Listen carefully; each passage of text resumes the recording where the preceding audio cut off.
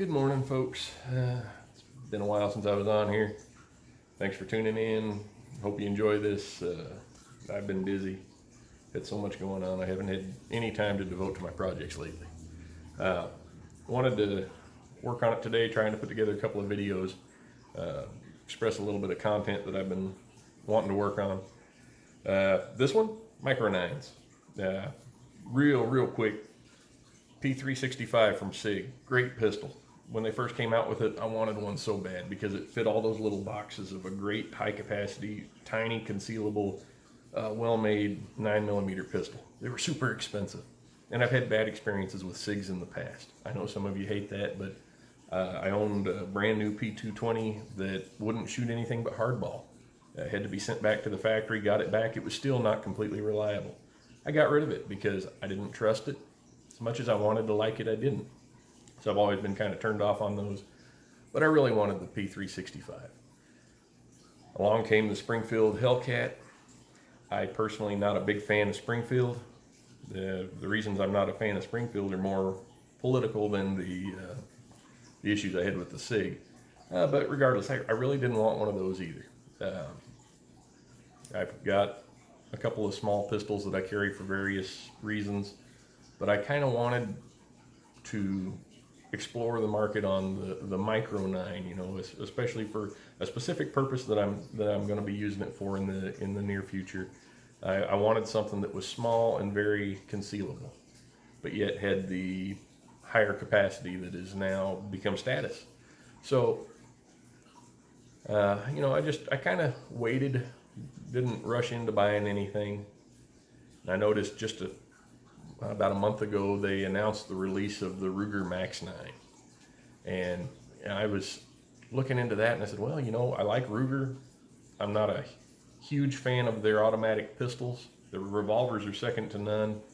I like some of their rifles, but their auto pistols have never fit me. But they came out with the Max 9. It had a lot of nice features. It was at a lower price point than some of the competitors. And at a risk of saying maybe it's just as good, I wanted to find out if it was just as good. All right, and I'm gonna do a unboxing portion of this here in a few minutes, so bear with me. But for right now, let me just kind of go over what we've got here. This is the Ruger Max 9.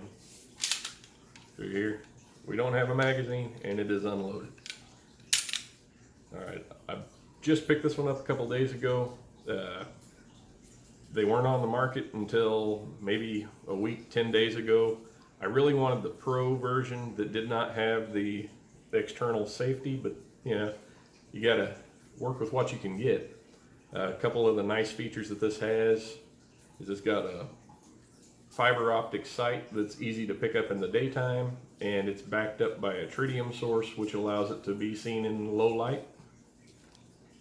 It also has one of these optics ready cutaways on top of it.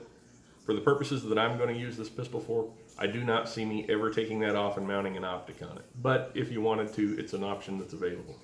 You look, this rear sight is nice and high, so depending on the optic you use, you could probably co-witness your sights through your optic. I like that it's got this nice front edge on it, so if you needed to rack the pistol one-handed against your shoe or a hard edge or something, you would be able to do it. It's got kind of a weird little dingus in the middle of the trigger there. It doesn't feel funny in your hand, but it kind of looks funny.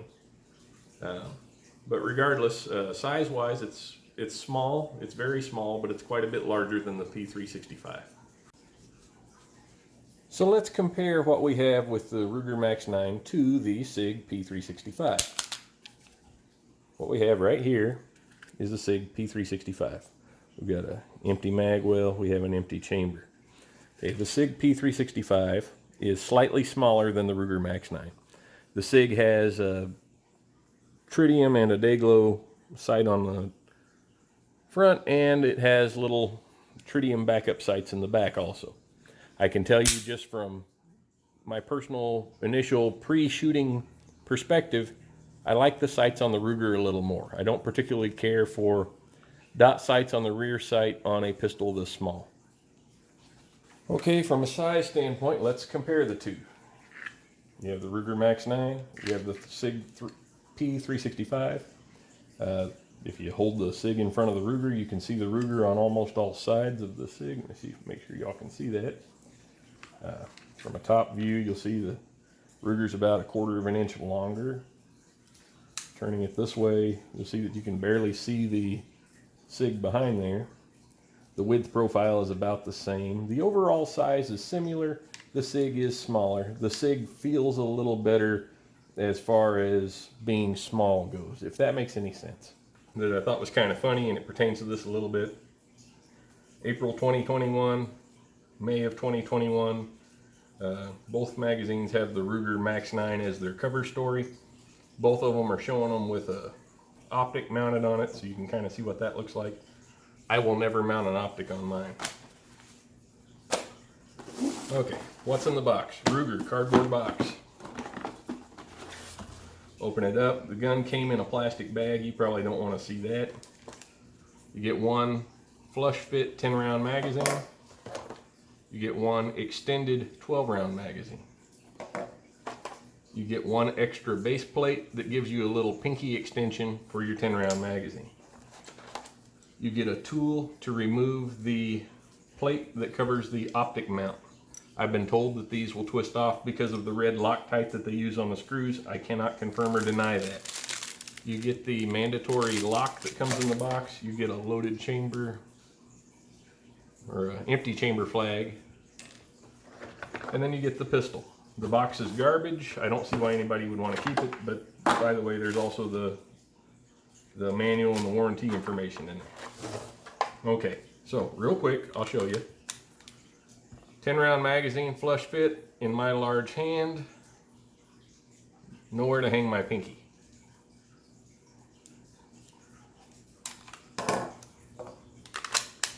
"12-round magazine. I can get my pinky on there if I pull it up.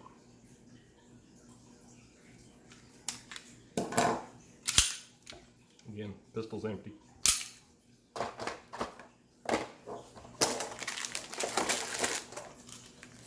So that was what was in the box. Moving right along, Sig. You get a hard case. Really doesn't make any difference to me. I don't think I'm going to keep it in the case. Okay, so with the Sig in the case, this was the NRA edition, so you get a coin, if that means anything to you. You get a 10-round flush fit magazine. You get a 10-round magazine with a pinky extension. And you get a 12-round extended magazine. Again, with no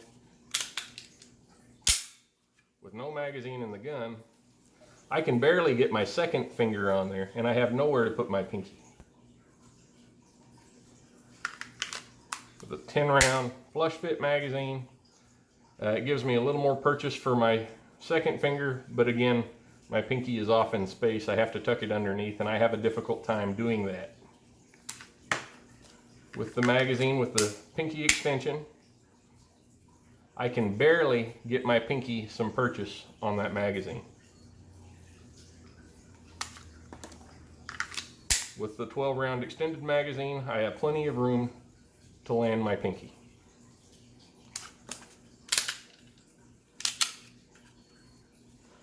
You also get a loaded chamber indicator and a manual. I didn't see a lock in this box unless it's under the cover. Oh, yep, there it is. There's a lock in the box also.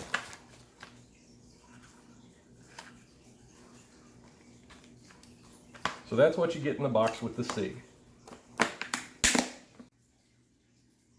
All right, and for a pure size comparison here, let's compare the overall size and the profiles of the Sig versus the Max 9 versus the Taurus G3C versus the Glock 26. You know, the Sig is the obvious winner in small stature.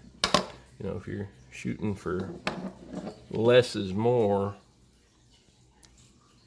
It is the most compact by far. The Glock, while not huge, is considerably longer. See? But it's also twice as thick. I mean, anybody who's ever carried a Glock 26 knows it's like carrying a piece of a brick in your pocket. It's heavy and it's very square feeling. Okay, so up to this point, I've talked, you've listened. If you're still here, thank you, I appreciate it. We're gonna take the pistols to the range now. That'll be the Ruger Max 9 and the Sig P365. I'm gonna take a variety of 9mm ammunition with me, and I'm gonna test fire several different types through the pistols to see how they perform.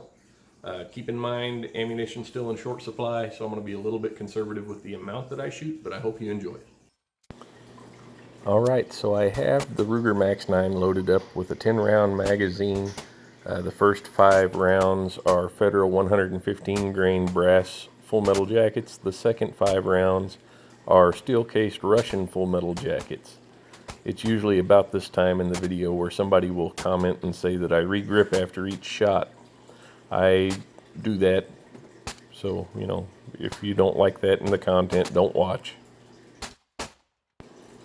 So now I'm going to shoot the same 10 rounds through the Sig P365, and it also cycled those rounds with no issues.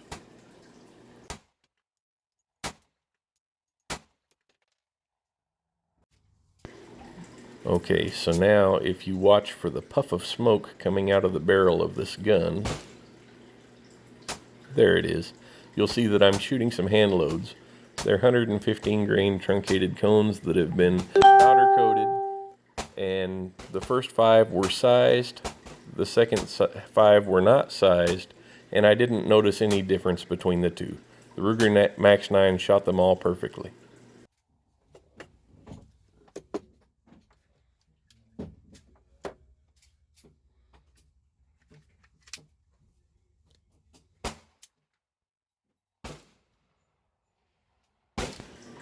I gave the Sig P365 the opportunity to match Ruger's reliability with the hand loads, and it did with absolutely no problems.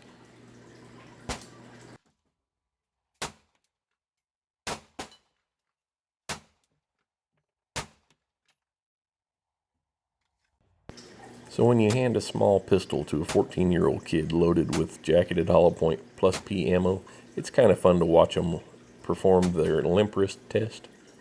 As you'll see here, the Ruger Max 9 performed flawlessly. Same kid shooting here, but this time he's shooting the P365, and I noticed that he was able to control the recoil a lot better. It was still loaded with plus P ammunition, but you don't see the rubber wristing action that he experienced with the Ruger Max 9.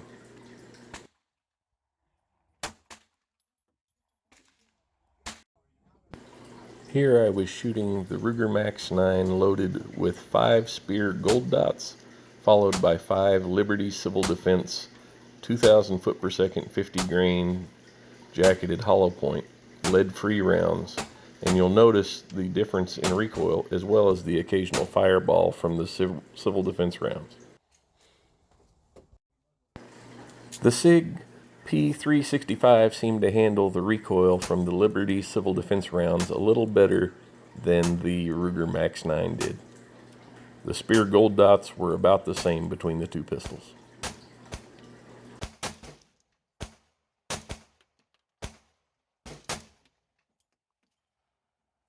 Alright folks, what did we learn about the Ruger Max 9 as it compares to the Sig P365? Well, I don't think it's quite as good looking of a gun as the P365. I like the P365 so much, I mean, it's an attractive gun. It is nice and tiny and compact, but yet it's manageable. But I gotta tell you, that Ruger Max 9, it really impressed me today. I've heard both sides of the story on the reviews that I've seen so far, and there's not a lot of them right now. So let's look at some of the pros. The Ruger Max 9 has really good sights. I would say that the front sight, having the illuminated dot on it as opposed to the black rear sight is a better setup for a short range gun than what you have on the 365, which is the bright dot up front and the two smaller dots in the back. I like the sights on the Ruger better. I like the trigger on the Ruger okay, but the Sig has a better trigger. The Ruger is more manageable for me for recoil. Ironically, my son had the exact opposite problem. I liked it. I think that if you were price conscious, that it would be worth considering saving $150 to get the Ruger over the Sig. Now, concerning the cons, there's no accessories for it right now, not even extra magazines.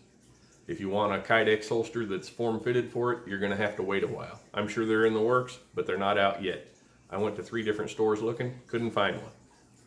One other thing with the Ruger that could be a con for some people, it didn't really bother me, but it is an issue, is there's a lot of play between the slide and the frame. The thing shakes like a maraca. It didn't bother me so much, but if you were really trying to be quiet with it, it might jeopardize the mission. I doubt it. Okay, so to wrap things up, I like the Ruger Max 9. I like the Sig P365. I think they're both really good pistols. I think it would come down to a personal preference. You know, do you want this one or do you want that one? But either way, I don't really see how you could go wrong. I think the Ruger will probably have a lot more aftermarket support very soon. Anyway, I'm going to keep shooting both of them, see you know, if there's anything that comes up in the future, I'll certainly let you know. If you would, find that like and subscribe if you want to. I'll keep trying to put out some content. Hopefully somebody enjoyed it. Anyway, take care. God bless.